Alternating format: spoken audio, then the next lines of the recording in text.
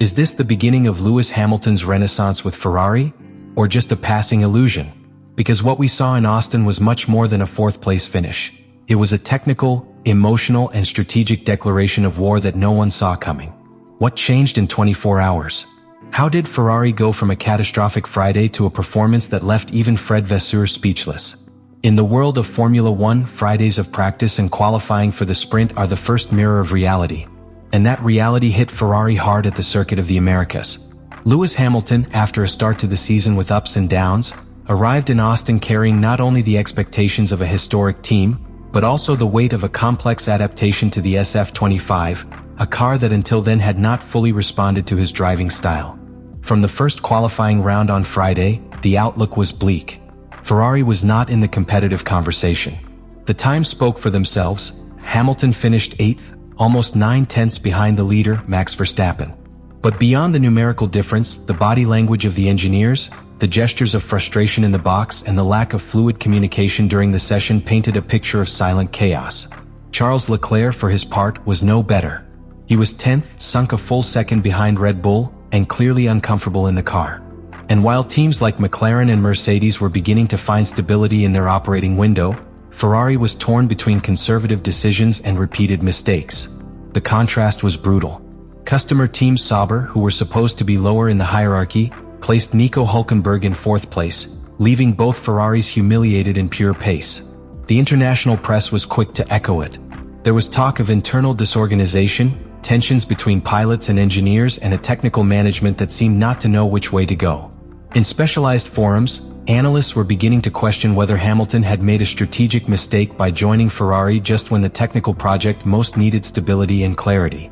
What should have been a weekend to reduce the gap with Red Bull and McLaren had become a red alert.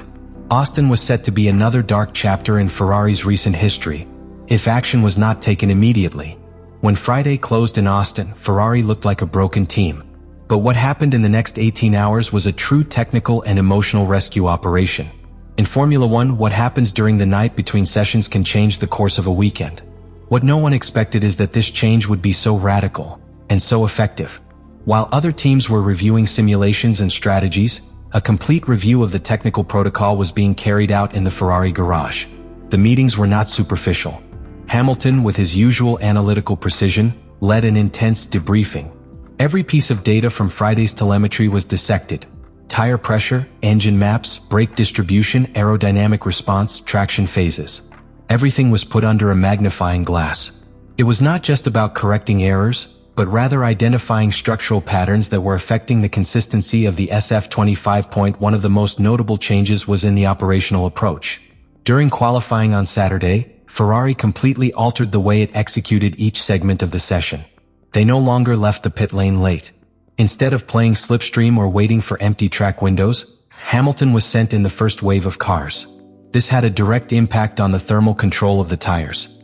The surface temperature remained within the optimal range, allowing greater adhesion, less graining, and more predictable behavior in the first sector, just where the SF25 suffered the most on Friday. Technically, Hamilton made drastic changes to the car's setup. In particular, he worked on eliminating the understeer that had severely limited him in qualifying. He implemented an aggressive modification to the front wing, adding what he described as 8 additional loading holes. This increase in frontal downforce allowed greater confidence in the braking zones and corner entries, especially in the mixed sectors where Ferrari had been most vulnerable. In addition, it adjusted the differential and brake distribution, achieving greater rotation without compromising traction at the start. All this was reflected on the stopwatch. In qualifying on Saturday, Hamilton set a competitive time that put him 5th on the grid, just a 10th behind Leclerc and dangerously close to McLaren's pace.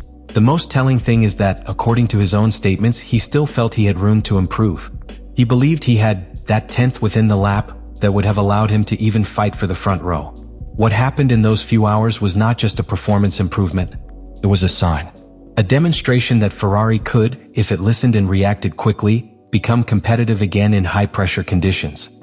It was also a validation of Hamilton's criterion. Since his arrival at Ferrari, he had insisted on modernizing processes, debugging chronic errors, and assuming a more rational approach to development. In Austin, that approach bore first fruit. And perhaps most important of all, for the first time this season, Hamilton smiled after getting out of the car. A measured smile but loaded with meaning. He was no longer the frustrated veteran looking to adapt to a chaotic environment. He was the competitor who began to shape the team in his own way. The transformation was underway. Sunday dawned with a different air on the circuit of the Americas. It wasn't just a matter of weather or temperature on the track. It was the general atmosphere. At Ferrari there was no longer desperation but determination. The pieces moved on Saturday not only reconfigured Hamilton's car, they reorganized the internal dynamics of the entire team. And that change was clearly manifested from the formation return. Lewis Hamilton knew what was at stake. There were no podiums to be won that day, not really. But there was something more important: respect. The respect of a paddock that for weeks had questioned his decision to sign for Ferrari. The respect of its own engineers, who were still trying to understand how to get the most out of a car as temperamental as the SF25. And, perhaps most complex of all, the self-respect of a champion who for months felt like he was fighting against an invisible wall. When the traffic lights went out, Hamilton made a clean start, without errors, defending his initial position intelligently. Unlike other Sundays, where Ferrari tended to lose pace in the first laps due to poor thermal management or early degradation, this time the car responded with consistency.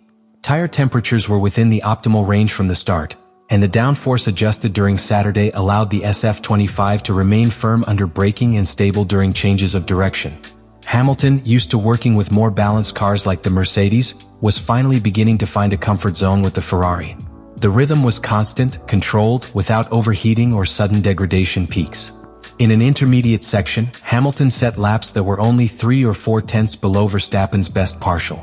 That, considering Ferrari's technical context, is simply astonishing.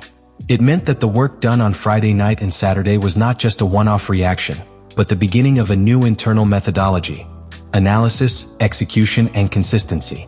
Fourth place at the finish line didn't shine like a podium, but it was just as powerful. It meant much more than 12 points. It was a validation. A clear message that Hamilton has begun to shape Ferrari with the same discipline and demand with which he built his empire at Mercedes. And even more so, it was a direct defeat to Charles Leclerc during an entire weekend, which internally marks a turning point in the team's technical hierarchy. Fred Vasseur made it clear in his post-race statements: Lewis is back. But more than a phrase, it was an admission. SF25, with all its problems, had found its interpreter. The United States Grand Prix left a tangible result: 4th place. But what really matters is the intangible. Because when it comes to teams like Ferrari and drivers like Lewis Hamilton, the value of a race goes far beyond what the leaderboard says. What happened in Austin cannot be measured in points alone. It has to be read as a sign. But from a technical point of view, what happened is even more significant. Ferrari didn't magically change cars. The SF25 remains an unstable platform, especially on high downforce circuits. What changed was the approach, the way performance was analyzed, the speed with which the changes were applied, the willingness to listen to your star driver. And that can mark the beginning of a different era. Austin was a test of maturity for everyone. For Hamilton, it was confirmation that his ability to lead does not depend on having the best car, but on transforming a poor one into a competitive tool. For Ferrari, it was a lesson in technical humility. Only when it opened up to redesigning its internal structure, when it stopped imposing and started collaborating, did performance emerge. Now, it is also true that a single race does not build a championship. Formula One is plagued with false redemptions, of teams that shine one weekend and collapse the next. The calendar advances, the circuits change, the technical demands evolve. And no isolated result, by itself, guarantees continuity. Therefore, the final question is not answered with certainty. It is answered with observation, with tracking, with demand. Because if Ferrari returns to its old habits in the next race, if it ignores what it learned in Austin, if it turns its back on what worked, then this will have been just a mirage. But if it stays the course, if it reinforces this work philosophy, then maybe, and just maybe, we will be facing the turning point that so many have been waiting for years. What do you think? Do you think this result represents a real turning point for the Scuderia?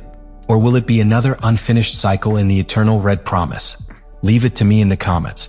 I want to know how you see it, because this story is still far from over.